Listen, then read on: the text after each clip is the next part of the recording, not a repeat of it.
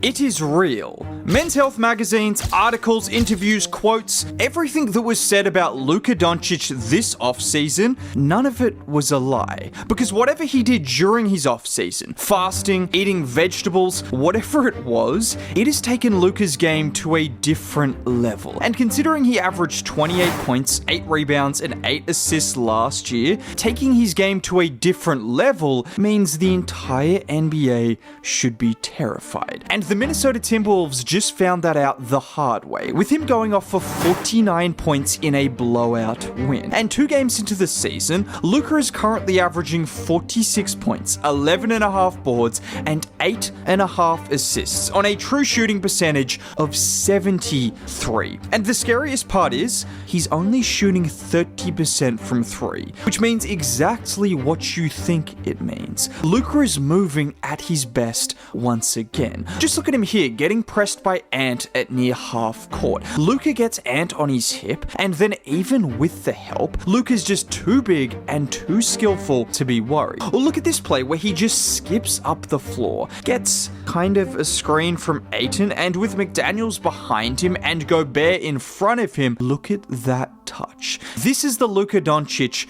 who averaged 34 points a game, who made the NBA Finals, who defenses have never been able to stop. And for 1 second, can all of us stop and thank Nico Harrison and the Dallas Mavericks? Because whilst Luka was still great last season, even with that extra weight, we might have never got this version of Luka if they didn't decide to make the stupidest trade in NBA history. How's that defense going for you, Dallas? Giving up 120 points to the Wizards, and let's just do a quick comparison of Anthony Davis versus Luka Doncic so far, shall we? Okay. I know, we all know by now, I don't need to bring it up, but that trade just looks worse and worse. And with the way Luka is playing, Nico Harrison will be lucky to have his job by the end of the year. Because if the Mavs ownership has decided to watch either of these Lakers games, or any game he played as a Maverick, they might realize they made a slight mistake. Because you don't trade someone who can do this. You don't trade someone who single-handedly dismantled 2 of the best defenses in the NBA in back-to-back games. And I know the Lakers are only 1-1, and people are going to say you're overreacting. He's averaging 45 points a game. I don't think it's possible to overreact, but last year the Warriors were the best defense in the NBA after trading for Jimmy Butler. The Wolves were a top 5 defense. It's not like he's played the Wizards or the Nets. He is cooking 2 of the top 4 teams from the West last year and cooking the top defenders from those teams. Just like here against Jaden McDaniels, where he drives left and just uses that physicality to bump McDaniels before having the touch at that angle to float it in. Or how about this time against Jimmy Butler? He gets the ball in the corner, which is normally an advantage for the defender, but Luka turns that situation into hell for Jimmy as he gets Jimmy on his back. He then backs into Jimmy to get rid of him, steps into Hield, and floats it in. Or here where he gets the screen from Ayton, or whatever that is, and with Kuminga pressing him, he goes between the legs and watch Luka drive straight around him to the rim. And that 49-point performance in particular against the Timberwolves is such a great sign of the difference from last year to this year already. This is the same Timberwolves team where Luka really struggled defensively and wasn't at his best offensively in last year's playoffs. Well, 6 months later, and he is cooking them offensively, and so far through 2 games, Luka has looked much better defensively as well. Just watch him here get switched onto Steph Curry. Luka closes out aggressively, and with Steph trying to shake him with all of his magic, you can just see how much better Luka is moving out there and contesting the step back. Or how about Luka helping over from the weak side and blocking Horford at the rim, just in case you weren't convinced by that first play. You can just see the movement, the activity, the energy on both ends of the floor.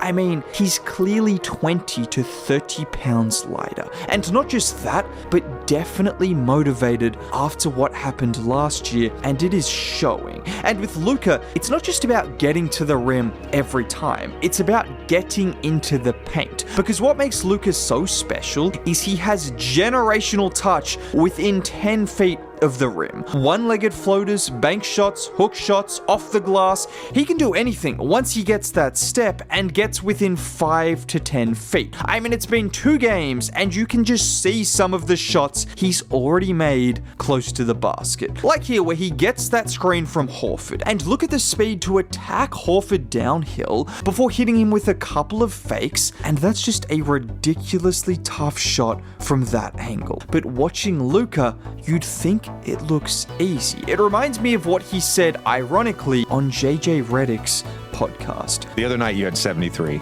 against the Hawks, and to some degree it did look easy. Did that 73 feel easy? Oh no. I mean, everybody say my game looks easy. It's not easy.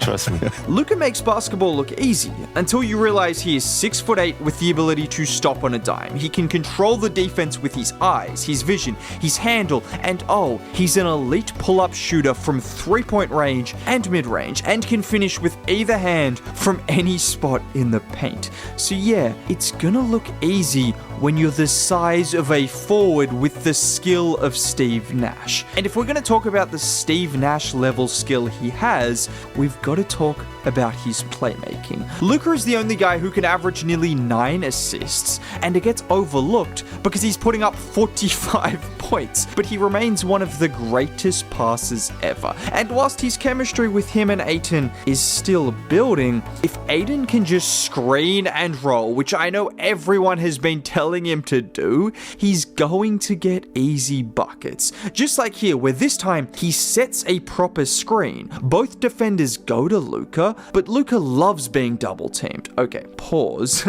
But he does, as he draws McDaniels and Gobert away from the rim and fires it into Ayton for the 2. Or this time, where McDaniels would prefer to double team Luka Doncic than guard DeAndre Ayton in the paint, and Luka just fires it underneath for the 2. Like everyone has been saying, I know you have heard this 1,000 times, and DeAndre Ayton has heard this 1,000 times. It'll be so easy to eat off Luka Doncic's gravity and playmaking if you just screen and roll. And there will be times where you can get the ball in the middle of the floor, but the first instinct is to set a good screen and roll to the rim, and Luka Doncic will find you. And speaking of playmaking, right now what is so clear about the Lakers is Luka Doncic and Austin Reeves are so elite. I'm not sure about the rest of this Lakers team, I'll be honest. The depth, the injury to LeBron, the defense, but Austin Reeves is playing like an all-star. Luka Doncic is playing like an MVP, and these two guys are also coexisting really well. When Luka goes to the bench, Reeves ups his scoring aggression. When both of them are on the floor, they are moving better without the ball. They're creating opportunities for each other to score as well. You can see this duo, if surrounded by the right defensive pieces, they can make it work. They are going to be special offensively, and whether the Lakers are good enough to be a championship team, Luka Doncic has gone to a different level, and the NBA should be terrified. Now, if you want to hear me continue to talk about Luka and anything NBA related, consider subscribing. It's free. Dropping a like would be cool. Most importantly, have a great day.